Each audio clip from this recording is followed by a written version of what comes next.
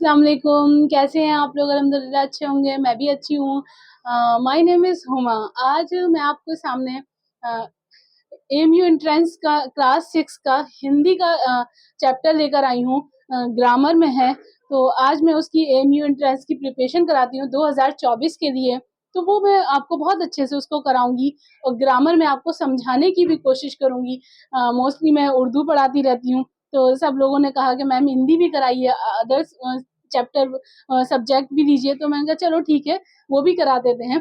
तो ग्रामर लूँगी आज मैं आपको ग्रामर लूँगी, तो पहले मैं आपको रीड करा देती हूँ स्टूडेंट।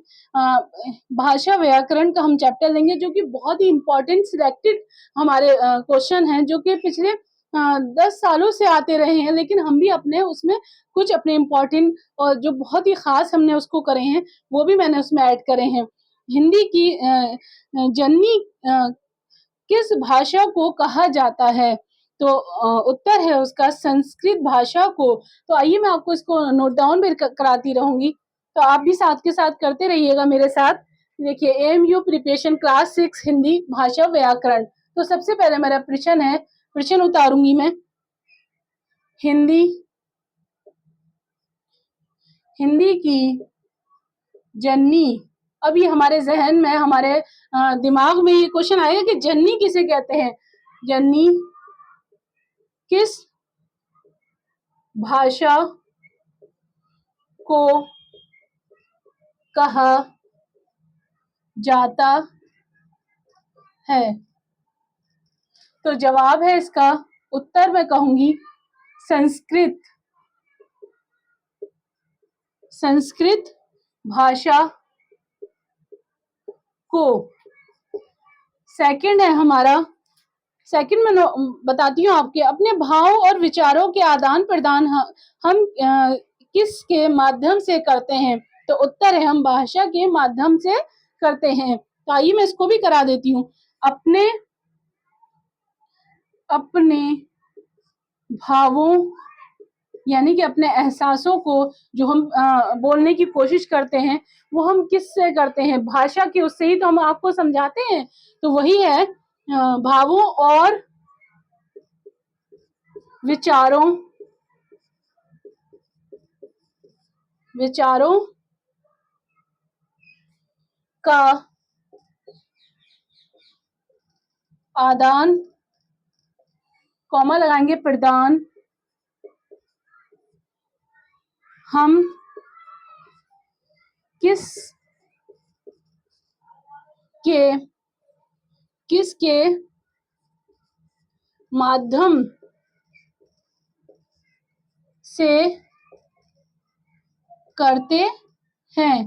तो उत्तर हम देंगे, इसका हम उत्तर देंगे भाषा के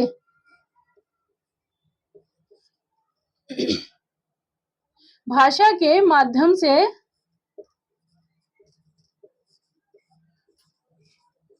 नहीं, मैं हट जाती हूँ, आप स्क्रीनशॉट ले सकते हैं या फिर आप इसको नोट डाउन भी कर सकते हैं जल्दी से, तो आप इसको भी कर लीजिए स्टूडेंट। आगे हम थर्ड क्वेश्चन लेंगे, भाषा कितने प्रकार की होती है? अब हमारे जो है ज़हन में, हम दिमाग में, माइंड में कुछ भी कह सकते हैं, तो वो कितने प्रकार की होती है? तो हम बताऊँगी मैं आपको कि 2 प्रकार की होती है, लिखित और मौखिक भाषा, जो हमने छोटी क्लासेस में भी करा है आम तौर पर। आइए मैं उसको भी करा देती हूँ।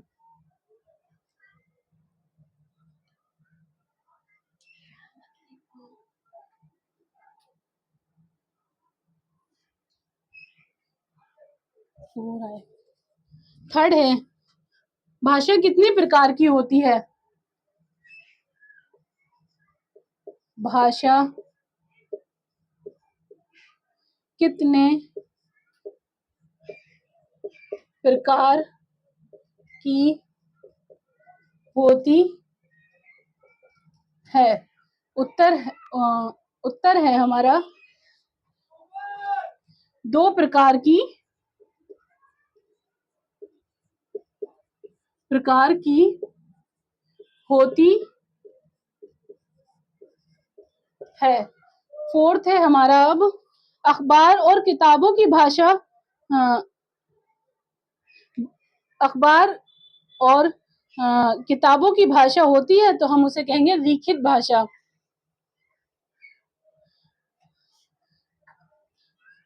अखबार और लिखित नहीं सॉरी अखबार और किताबों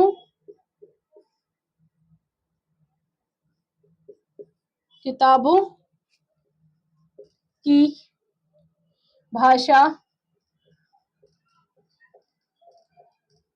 होती है। तो जवाब हम देंगे इसका, अखबार और किताबों की भाषा लिखित भाषा होती है। लिखित भाषा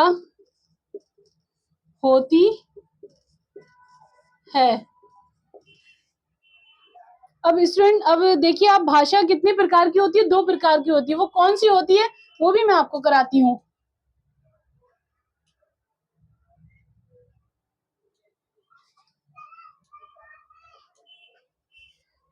फिफ्थ है हमारा, भाषा के नाम बताएं।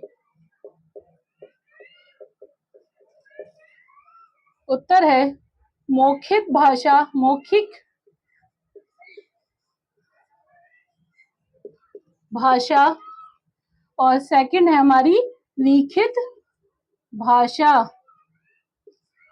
एक तो हम मुंह से बताते हैं और एक हम लिखकर बताते हैं, वो होती है मौखिक भाषा, और लिखकर बताते हैं वो होती है लिखित भाषा।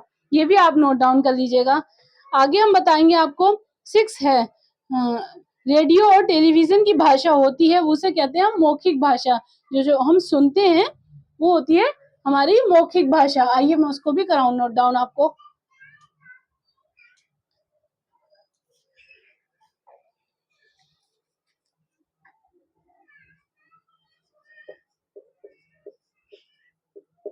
रेडियो और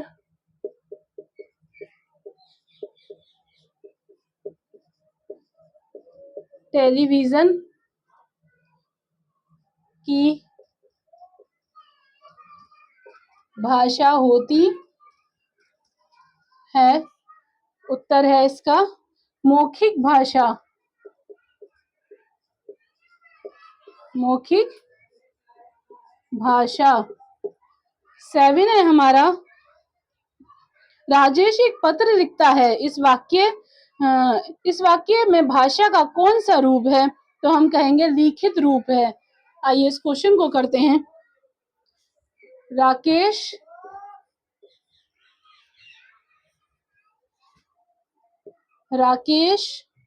एक पत्र लिखता है। इस वाक्य को हम क्या कहेंगे? तो हम इसका आंसर में लिखेंगे, हम कहेंगे लिखित रूप है। लिखित रूप है। लिखित रूप है। आगे हमारा क्वेश्चन है, हिंदी को राजभाषा का दर्जा कब प्राप्त हुआ था? बहुत ही इंपॉर्टेंट क्वेश्चन है ये स्टूडेंट, आप इसको बहुत ज्यादा फोकस करके देखिएगा और मेरी वीडियो एंड तक देखिएगा, और लाइक और सब्सक्राइब तो कर ही दीजिएगा, करके ही रखिएगा, ताकि आप कोई भी क्वेश्चन मिस ना कर दें मेरी वीडियो का देखकर आप। तो इसे देखते रहिए। हिंदी को राजभाषा का दर्जा कब प्राप्त हुआ? 14 सितंबर 1949, यानी कि 14 सितंबर 1949 को हुआ। लिखते हैं इसको भी।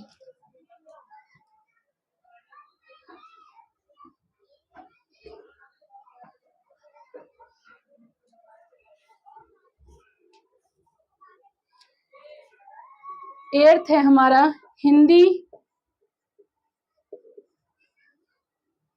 हिंदी को राजभाषा का दर्जा कब प्राप्त हुआ? 14 सितंबर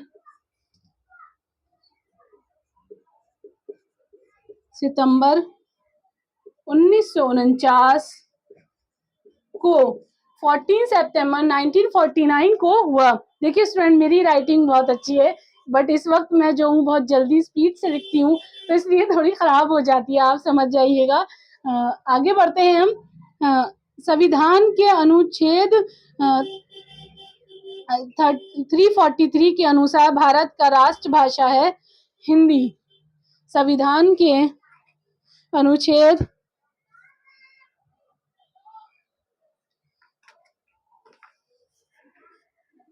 इस क्वेश्चन को भी कराते हैं। संविधान 9 क्वेश्चन है, नंबर पर ना जाइएगा, नंबर्स के अकॉर्डिंग आगे पीछे हो जाता है।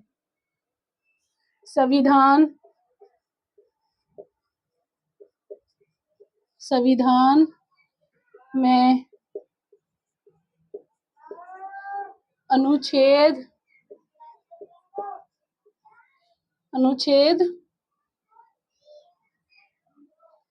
343 के अनुसार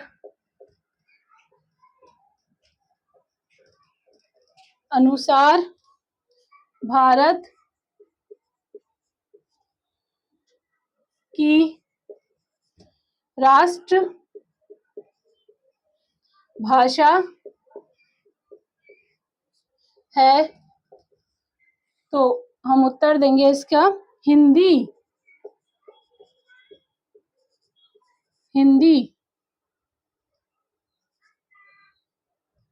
10th हमारा है, भारतीय संविधान में कितनी भाषाओं को मान्यता दी गई है? तो 22 भाषाओं को, 22 भाषाओं को अनुमति दी गई है, मान्यता दी गई है। आइए मैं इसको भी नोट डाउन कराती हूँ आपको।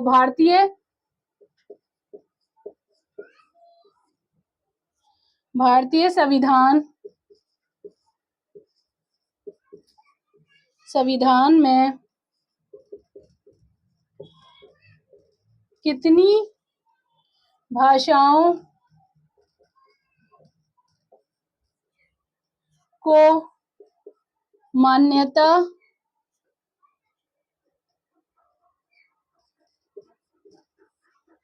दी गई है? ये क्वेश्चन है हमारा। अब हम आंसर देंगे। 22 भाषाओं को मान्यता दी गई है। स्टूडेंट इसको नोट डाउन कर लीजिए और साथ के साथ इसको याद, बहुत अच्छे से इसको प्रिपेयर करिए।